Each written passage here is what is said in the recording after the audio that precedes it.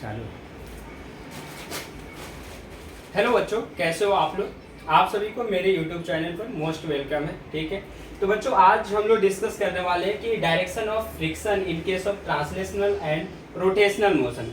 बेटा अभी तक आप जो है एनएलएम में पढ़कर आ चुके हो कि अगर कोई बॉडी ट्रांसलेशनल मोशन कर रहा है तो वहां पर आप फ्रिक्शन की डायरेक्शन किधर है आसानी से आप ये सारे चीज जो है आपको आता है। ठीक, लेकिन अगर कोई बॉडी ट्रांसलेशनल मोशन भी कर रहा है, रोटेशनल मोशन भी कर रहा है, तो उस केस में फ्रिक्शन जो है, फ्रिक्शनल फोर्स जो है आप किस डायरेक्शन में अप्लाई करोगे, ये चीज हम लोग आज के लेक्चर में बेटा सीखने वाले हैं। ठीक, तो बेटा अगर मान लो हमारे पास एक बॉडी है, ठीक, ये कोई भी बॉडी हो सकता है। मान लो मैंने यहाँ पर एक बॉडी ले लिया जिसकी मोमेंट ऑफ इनर्शिया क्या दे दिया बेटा, आई दिया हुआ है, और उसकी जो रेडियस ऑफ गायरेशन है उसको मैंने के बोल दिया है, और इसका जो रेडियस है उसको क्या मैंने बोल दिया, आर बोल दिया बेटा। और मान लो जो है यहाँ पर मैं बोल दे रहा हूँ कि यहाँ से x डिस्टेंस पर, इसके सेंटर से x डिस्टेंस पर एक हॉरिजॉन्टल फोर्स F अप्लाई कर रहा हूँ। क्या फोर्स अप्लाई कर रहा हूँ? F फोर्स अप्लाई कर रहा हूँ जो हॉरिजॉन्टल डायरेक्शंस में है। अब आपको बताना है कि यहाँ पर एक रफ सरफेस है, तो इस रफ सरफेस यानी इस वाले पॉइंट पर जो है फ्रिक्शन किधर एक्ट करेगा, फ्रिक्शन की जो डायरेक्शन होगी वो किधर होगी। तो बेटा तो यहाँ पर हमें ये देखना पड़ेगा कि जो हमारा पॉइंट ऑफ कांटेक्ट है उसकी मोशन की टेंडेंसी क्या है। अगर पॉइंट ऑफ कांटेक्ट की मोशन की टेंडेंसी हमें पता चल जाती है तो हम लोग आसानी से फ्रिक्शन की डायरेक्शन भी पता कर लेंगे। तो कैसे करेंगे बता? तो यहाँ पर हम लोग बात करते हैं कि अभी जो है मान के चलते F फोर्स अप्लाई कर रहा है, तो एक तो जो एक्सीलरेशन आएगा वो तो आ जाएगा इस टेंजेंशियल फोर्स के वजह से, मतलब जो हमारा फोर्स है उस फोर्स की वजह से एक एक्सीलरेशन आएगा, उसको मैं इधर यहाँ से AT से दिखा दे रहा हूँ। तो जो आपका AT हो जाएगा बेटा, AT वो कितना हो जाएगा? वो हो जाएगा आपका फोर्स अपॉन मास। ठीक, और दूसरा जो एक्सीलरेशन आएगा बेटा यहाँ पर, दूसरा जो क्योंकि ये रोटेट भी कर रहा है, तो दूसरा जो एक्सीलरेशन आएगा वो टॉर्क की वजह से आएगा, क्योंकि इस फोर्स की वजह से टॉर्क आ रहा है, तो टॉर्क की वजह से जो आपका रोटेशनल एक्सीलरेशन आएगा, ठीक है, जिसको मैं यहाँ पर AR से डिनोट करूंगा, जिसका डायरेक्शन इधर होगा, और उस AR को आप क्या लिख सकते हो बेटा, अल्फा इंटू R लिख सकते हो।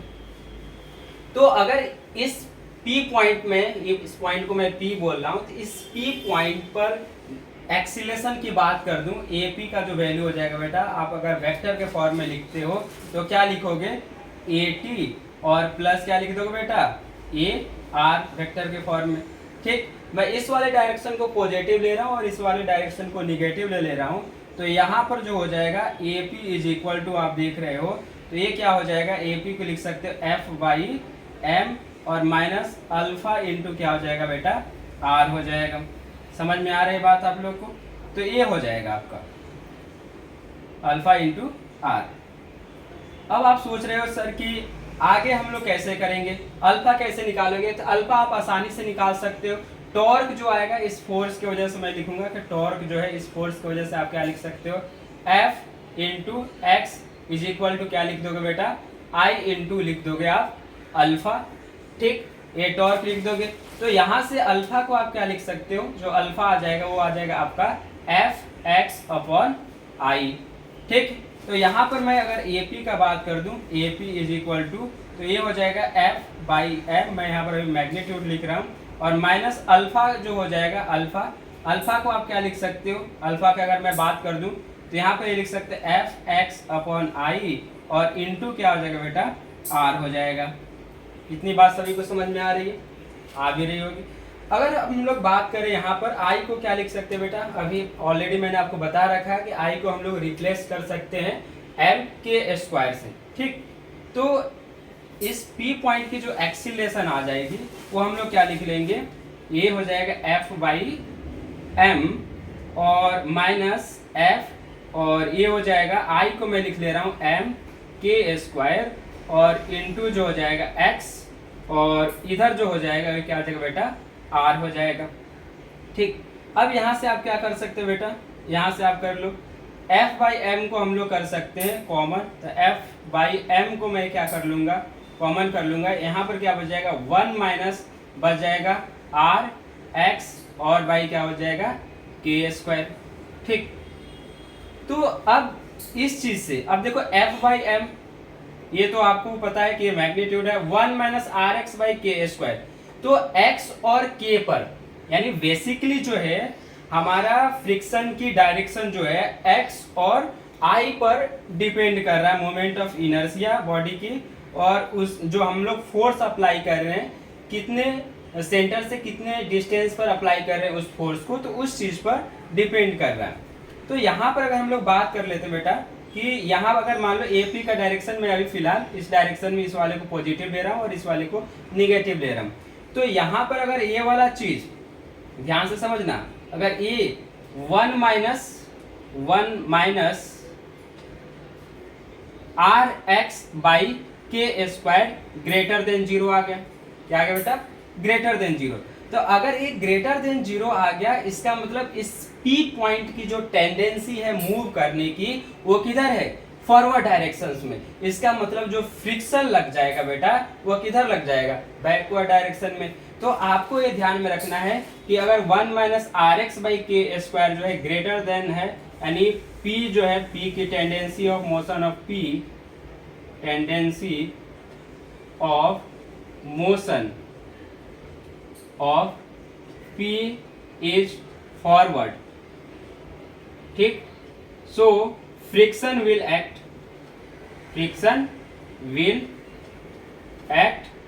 Backward direction. समझ में आ रहा है बात।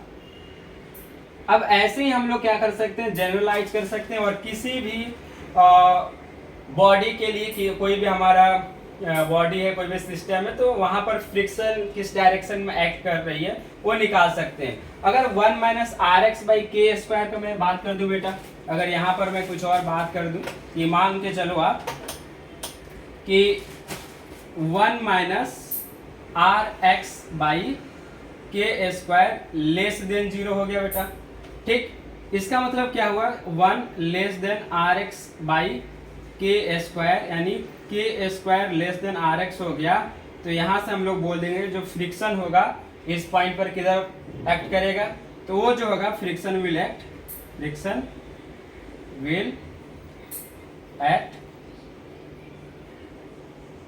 Forward direction. बात आ रही है समझ में, क्योंकि ये वाला जब वैल्यू आपका लेस देन जीरो हो गया बेटा, तो जब लेस देन जीरो हो गया मतलब इस वाले पॉइंट की जो टेंडेंसी है मूव करने की वो किधर हो गई बैकवर्ड डायरेक्शन में। तो बैकवर्ड डायरेक्शन में अगर इस पॉइंट की टेंडेंसी हो गई इस डायरेक्शन में, इसका मतलब जो फ्रिक्शन लग जाएगा उसके अपोजिट डायरेक्शन में लग जाएगा। दूसरा चीज अगर मैं बात कर लूँ, अगर इसी में यहाँ पर 1 minus r x by k square जो है इसकी वैल्यू जीरो हो जाए। अब बेटा इसकी वैल्यू जीरो होगा, इसका मतलब ये जो हमारा एपी आ रहा था इस पी पॉइंट की जो एक्सीलरेशन होगी वही जीरो होगी, उसके पास टेंडेंसी ही नहीं है मूव करने की। तो यहाँ पर जो फ्रिक्शन होगा वो एक्ट नहीं करेगा। तो यहाँ पर हम लोग क्या लिख सकते हैं, नो